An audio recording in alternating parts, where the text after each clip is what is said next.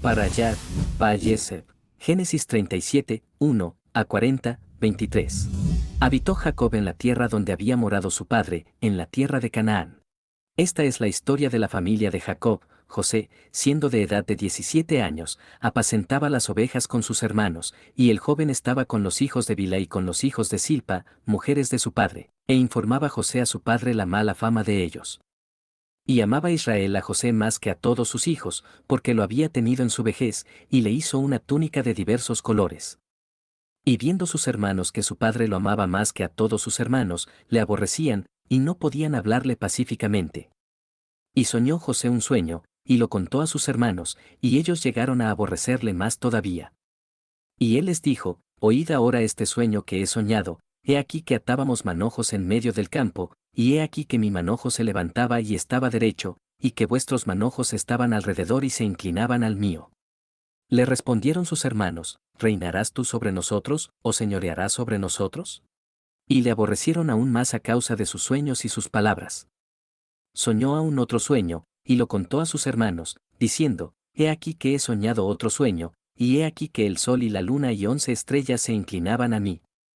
Y lo contó a su padre y a sus hermanos, y su padre le reprendió, y le dijo, ¿qué sueño es este que soñaste? ¿Acaso vendremos yo y tu madre y tus hermanos a postrarnos en tierra ante ti? Y sus hermanos le tenían envidia, mas su padre meditaba en esto. Después fueron sus hermanos a apacentar las ovejas de su padre en Siquem. Y dijo Israel a José, tus hermanos apacientan las ovejas en Siquem, ven, y te enviaré a ellos. Y él respondió, heme aquí. E Israel le dijo, ve ahora, mira cómo están tus hermanos y cómo están las ovejas, y tráeme la respuesta. Y lo envió del valle de Hebrón, y llegó a Siquem. Y lo halló un hombre, andando el errante por el campo, y le preguntó a aquel hombre, diciendo, ¿qué buscas? José respondió, busco a mis hermanos, te ruego que me muestres dónde están apacentando. Aquel hombre respondió, ya se han ido de aquí, y yo les oí decir, vamos a Dotán. Entonces José fue tras de sus hermanos, y los halló en Dotán. Cuando ellos lo vieron de lejos, antes que llegara cerca de ellos, conspiraron contra él para matarle. Y dijeron el uno al otro, he aquí viene el soñador. Ahora pues, venid, y matémosle y echémosle en una cisterna, y diremos, alguna mala bestia lo devoró, y veremos qué será de sus sueños. Cuando Rubén oyó esto, lo libró de sus manos, y dijo, no lo matemos. Y les dijo Rubén, no derraméis sangre, echadlo en esta cisterna que está en el desierto, y no pongáis mano en él, por librarlo así de sus manos, para hacerlo volver a su padre. Sucedió, pues, que cuando llegó José a sus hermanos, ellos quitaron a José su túnica, la túnica de colores que tenía sobre sí, y le tomaron y le echaron en la cisterna, pero la cisterna estaba vacía, no había en ella agua.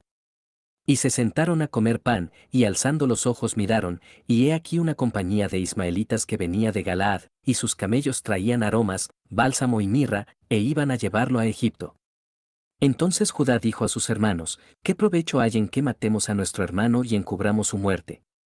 Venid, y vendámosle a los ismaelitas, y no sea nuestra mano sobre él, porque él es nuestro hermano, nuestra propia carne. Y sus hermanos convinieron con él. Y cuando pasaban los madianitas mercaderes, sacaron ellos a José de la cisterna, y le trajeron arriba, y le vendieron a los ismaelitas por 20 piezas de plata. Y llevaron a José a Egipto. Después Rubén volvió a la cisterna, y no halló a José adentro, y se rasgó los vestidos. Y volvió a sus hermanos, y dijo, el joven no aparece, y yo, ¿a dónde iré? Entonces tomaron ellos la túnica de José, y degollaron un cabrito de las cabras, y tiñeron la túnica con la sangre, y enviaron la túnica de colores y la trajeron a su padre, y dijeron, esto hemos hallado. Reconoce ahora si es la túnica de tu hijo, o no, y él la reconoció, y dijo, la túnica de mi hijo es, alguna mala bestia lo devoró, José ha sido despedazado. Entonces Jacob rasgó sus vestidos, y puso cilicio sobre sus lomos, y guardó luto por su hijo muchos días. Y se levantaron todos sus hijos y todas sus hijas para consolarlo, mas él no quiso recibir consuelo, y dijo, descenderé enlutado a mi hijo hasta el Seol. Y lo lloró su padre. Y los madianitas lo vendieron en Egipto a Potifar, oficial de Faraón, capitán de la guardia. Aconteció en aquel tiempo, que Judá se apartó de sus hermanos, y se fue a un varón adulamita que se llamaba Hira. Y vio allí Judá la hija de un hombre cananeo, el cual se llamaba Súa, Y la tomó, y se llegó a ella. Y ella concibió, y dio a luz un hijo, y llamó su nombre Er. Concibió otra vez, y dio a luz un hijo, y llamó su nombre Onán. Y volvió a concebir, y dio a luz un hijo, y llamó su nombre Sela. Y estaba en Quesid cuando lo dio a luz. Después Judá tomó mujer para su primogénito Er, la cual se llamaba Tamar. Y Er, el primogénito de Judá, fue malo ante los ojos de Yahweh, y le quitó Yahweh la vida. Entonces Judá dijo a Onán, llégate a la mujer de tu hermano, y despósate con ella, y levanta descendencia a tu hermano. Y sabiendo Onán que la descendencia no había de ser suya, sucedía que cuando se llegaba a la mujer de su hermano, vertía en tierra, por no dar descendencia a su hermano. Y desagradó en ojos de Yahweh lo que hacía, y a él también le quitó la vida. Y Judá dijo a Tamar su nuera, quédate viuda en casa de tu padre, hasta que crezca Sela mi hijo, porque dijo, no sea que muera él también como sus hermanos. Y se fue Tamar, y estuvo en casa de su padre. Pasaron muchos días, y murió la hija de Súa, mujer de Judá. Después Judá se consoló, y subía a los trasquiladores de sus ovejas a Timnat, él y su amigo Ira el adulamita. Y fue dado aviso a Tamar, diciendo, he aquí tu suegro sube a Timnat a trasquilar sus ovejas. Entonces se quitó ella los vestidos de su viudez, y se cubrió con un velo, y se arrebozó, y se puso a la entrada de Enaim junto al camino de Timnat, porque veía que había crecido Sela, y ella no era dada a él por mujer. Y la vio Judá, y la tuvo por ramera, porque ella había cubierto su rostro. Y se apartó del camino hacia ella, y le dijo, déjame ahora llegarme a ti, pues no sabía que era su nuera, y ella dijo, ¿qué me darás por llegarte a mí? Él respondió, yo te enviaré del ganado un cabrito de las cabras. Y ella dijo, dame una prenda hasta que lo envíes. Entonces Judá dijo, ¿qué prenda te daré? Ella respondió, tu sello, tu cordón, y tu báculo que tienes en tu mano. Y él se los dio, y se llegó a ella, y ella concibió de él. Luego se levantó y se fue, y se quitó el velo de sobre sí, y se vistió las ropas de su viudez. Y Judá envió el cabrito de las cabras por medio de su amigo el adulamita, para que éste recibiese la prenda de la mujer, pero no la halló. Y preguntó a los hombres de aquel lugar, diciendo, ¿dónde está la ramera de Enaim junto al camino? Y ellos le dijeron, no ha estado aquí ramera alguna. Entonces él se volvió a Judá, y dijo, no la he hallado, y también los hombres del lugar dijeron, aquí no ha estado ramera. Y Judá dijo, tómeselo para sí, para que no seamos menospreciados, he aquí yo he enviado este cabrito, y tú no la hallaste. Sucedió que al cabo de unos 3 meses fue dado aviso a Judá, diciendo, Tamar tu nuera ha fornicado, y ciertamente está encinta a causa de las fornicaciones.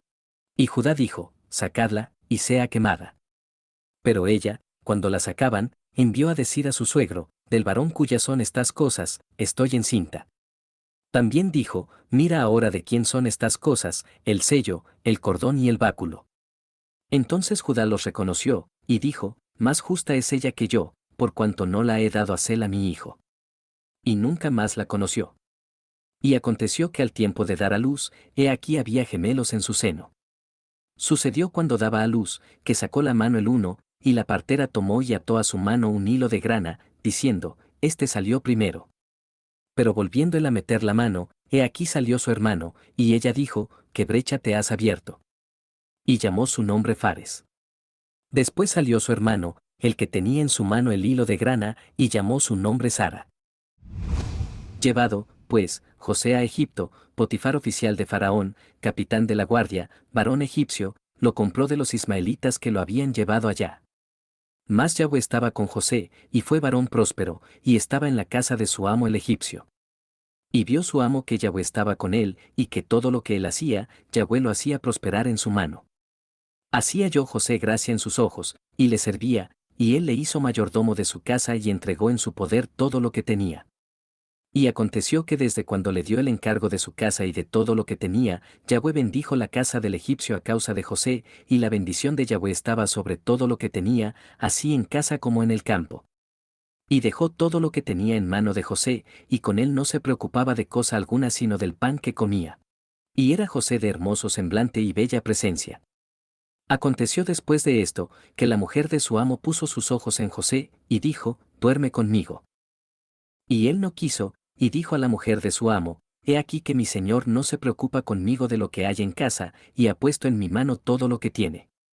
no hay otro mayor que yo en esta casa, y ninguna cosa me ha reservado sino a ti, por cuanto tú eres su mujer. ¿Cómo, pues, haría yo este grande mal, y pecaría contra Dios?